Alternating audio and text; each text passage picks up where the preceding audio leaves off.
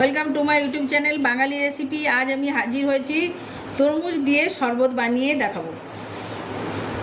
তার জন্য আমি তরমুজ নিয়েছি, চিনি নিয়েছি, বিট লবণ নিয়েছি, বরফের টুকরো নিয়েছি, পাতিলেবুর রস নিয়েছি, ফ্রিজের ঠান্ডা জল নিয়েছি, লেবুর একটা গার্নিশের জন্য লেবু কেটে নিয়েছি, গার্নিশের জন্য ছোটো ছোটো তরমুজ কেটে নিয়েছি।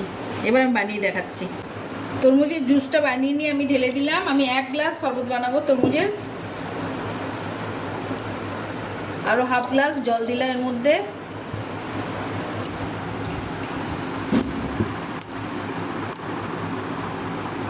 হাফ চামচ আমি বিট লবণ দিলাম।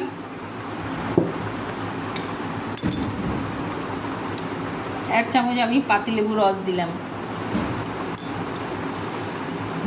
আমি অল্প পরিমাণে হাফ চামচ থেকেও কম আমি একটু চিনি দিলাম।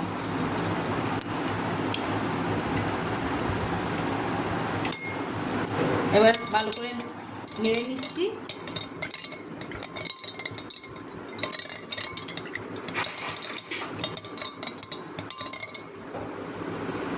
চিনি গলে গেছে,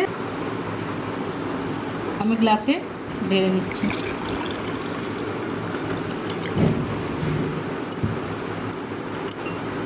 কিছু বরফের টুকরো দিয়ে দিচ্ছি।